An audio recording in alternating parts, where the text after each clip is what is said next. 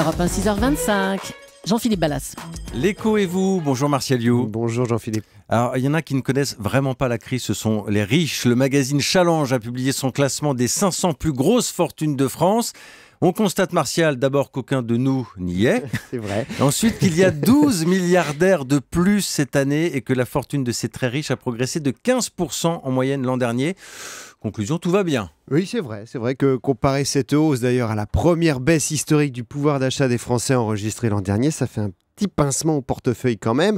Alors globalement, le classement de tête n'a pas changé. Vous avez toujours Bernard Arnault, LVMH, Liliane Bettencourt, L'Oréal et Gérard Muliez Auchan. Mais si on doit dégager un portrait robot, on retrouve quand même la fine fleur du luxe. Puisqu'en plus de LVMH et L'Oréal, on a aussi Kering avec François Pinault, Chanel, Hermès ou le géant du négoce en vin, le groupe Castel. Donc des groupes familiaux, bien souvent, qui sont les fleurons de nos exportations et qui bénéficient à plein de la montée des très riches dans les pays émergents, en Chine, en Russie, au Brésil.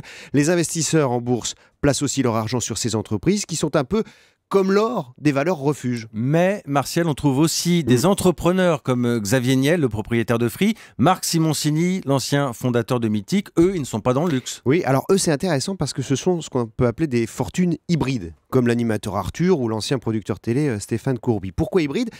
Parce qu'ils ont fait fortune en montant un business, on va dire, traditionnel, industriel classique, même si c'est dans les médias télécoms, c'est Free, Mythique, Endemol.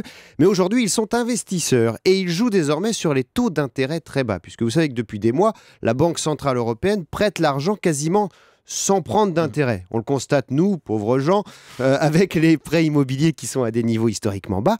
Mais pour ces grandes fortunes, eh bien, ces taux très bas permettent aussi d'emprunter de l'argent très facilement pour acheter d'autres entreprises et augmenter encore leur fortune. Ce que vous nous dites, Martial, c'est que finalement, l'argent va à l'argent et que la période est propice quand on a de l'argent. Exactement, et la fortune des plus riches a augmenté en moyenne de 15%, et c'est pas un hasard ce chiffre de 15%, parce que c'est à peu près aussi le niveau de hausse du CAC 40 l'an dernier. Ces fortunes suivent les indicateurs boursiers parce que ce sont des fortunes financières. Et d'ailleurs, on a constaté l'an dernier que beaucoup de gros investisseurs avaient quitté le marché de l'immobilier où ils s'étaient rués ces dernières années pour mettre leur argent en bourse, tout simplement parce que depuis quelques mois, une action, ça rapporte plus qu'un mètre carré d'immeuble. La hausse de ces grandes fortunes, c'est le signe de la financiarisation de notre économie, notamment chez nos jeunes entrepreneurs du net et des médias dont on parlait tout à l'heure, qui ont la fortune plus baladeuse, plus voyageuse que leurs aînés, qui ont toujours gardé, eux, une forte activité industrielle dans le pays. Et donc 12 milliardaires de plus cette année en France. À 7h10, Martial, on quitte le luxe pour aller dans le hard discount d'un monde à l'autre.